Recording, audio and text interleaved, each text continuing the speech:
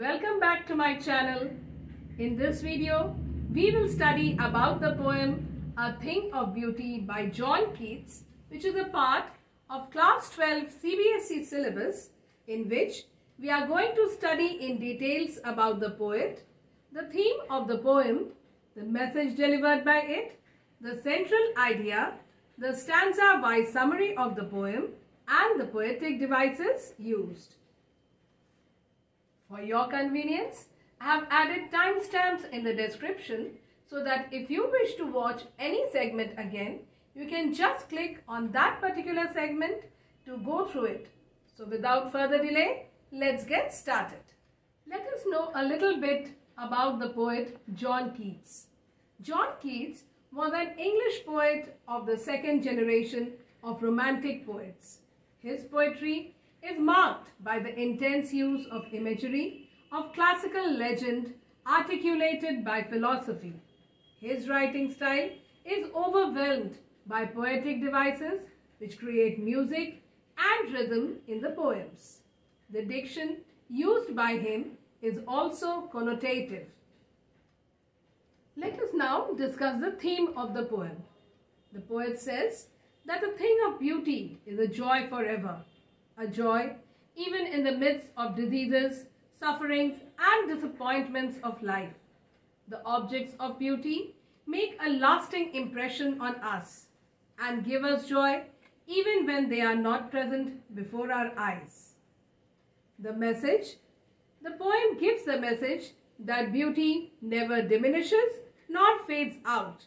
We can choose to see beauty in the most simple and common things around us. This beauty becomes a source of unending joy for us later on. The central idea of the poem.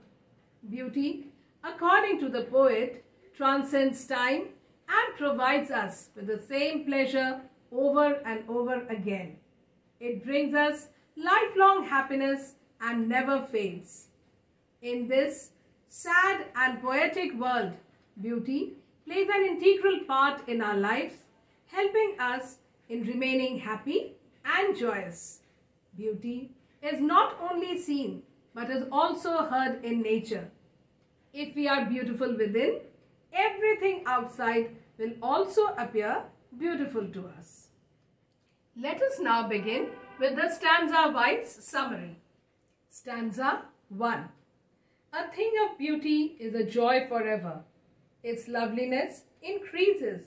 It will never pass into nothingness, but will keep a bower quiet for us, and a sleep full of sweet dreams and health and quiet breathing. In the first stanza, the poet speaks of the permanent nature of beautiful things which give us eternal joy. Their loveliness keeps on increasing and never fades away. The everlasting sight of beautiful things is stored in our memory. They give us peace, just like a quiet, shady place gives a sleep full of sweet dreams. A sound sleep results in the good health of our body and mind, as it provides us tranquility and mental peace. Stanza 2. Therefore, on every morrow are we wreathing a flowery band to bind us to the earth, spite of despondence, of the inhuman dearth, of noble natures, of the gloomy days, of all the unhealthy and over-darkened ways, made for our searching. Yes, in spite of all, some shape of beauty moves away the pall from our dark spirits. In stanza 2, the poet tells us that when we wake up the next morning after a sound sleep, all the beautiful memories of our sweet dreams help us to strengthen our bond with earth.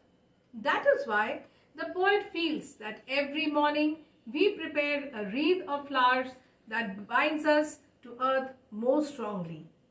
Hopelessness, sadness, and lack of noble ways are a part of human life. Life is full of trials and tribulations, lost faith and disappointments, which result from our own doings. We harm ourselves by following unhealthy and wicked paths. But in spite of all this, some wonderful sights of nature help us to shed sad and grim thoughts. They remove the veil of gloom, bringing about hope and optimism in our lives. Moving on to stanza 3. Such the sun, the moon, trees old and young, sprouting a shady boon, for simple sheep, and such are daffodils, with the green world they live in, and clear rills, that for themselves a cooling covert make, gainst the hot season the mild forest break, rich with a sprinkling of fair musk rose blooms.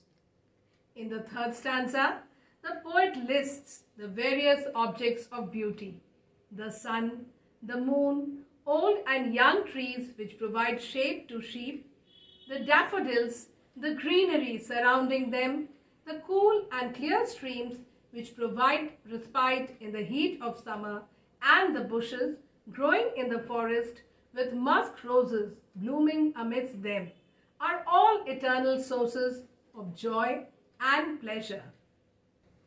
Moving on to the last stanza. And such too is the grandeur of the dooms we have imagined for the mighty dead, all lovely tales that we have heard or read, an endless fountain of immortal drink pouring into us from the heaven spring. In the concluding lines, according to the poet, there is beauty even in death.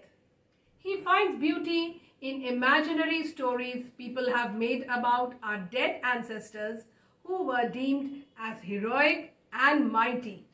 All the lovely tales that we have heard can also be placed among such things of beauty as they have a sublime effect on the human spirit. All beautiful things are like an endless fountain from the heavens sent by God Himself so that mankind may enjoy these precious gifts. Let us now move on to the poetic devices used in this poem. Poetic device number 1 is metaphor, which is a word or phrase applied to an object or action to which it is not literally applicable. Example: bower quiet, sweet dreams, wreathing a flowery band, Paul, endless fountain of immortal drink. The second poetic device is alliteration, which is the occurrence of the same letter or sound at the beginning of adjacent or closely connected words. Example of alliteration: noble natures, cooling covert, band to bind. The third poetic device is imagery, which is visually descriptive or figurative language, especially in a literary work. Example of imagery in this poem are flowery bands, shady boon, clear rills, daffodils in green world, grandeur of dooms, cooling covert, and endless fountain of eternal drink. The fourth poetic device is symbolism, which is the use of symbols to represent ideas or qualities. Example: simple sheep. The fifth poetic device is transferred epithet, which is when an adjective usually is used to describe one thing and is transferred to another. Example: gloomy days. The last poetic device used in this poem is oxymoron, which is apparently contradictory terms appearing in conjunction. Example: mighty dead.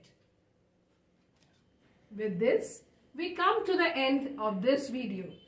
You will be glad to know that my online and offline English coaching classes are going on, and anyone who wishes to get detailed notes of the chapters and the poems is always welcome to join. The details of my online and offline classes are given in the description. Thanks for watching. Do not forget to like, share and subscribe to get a regular view of my videos.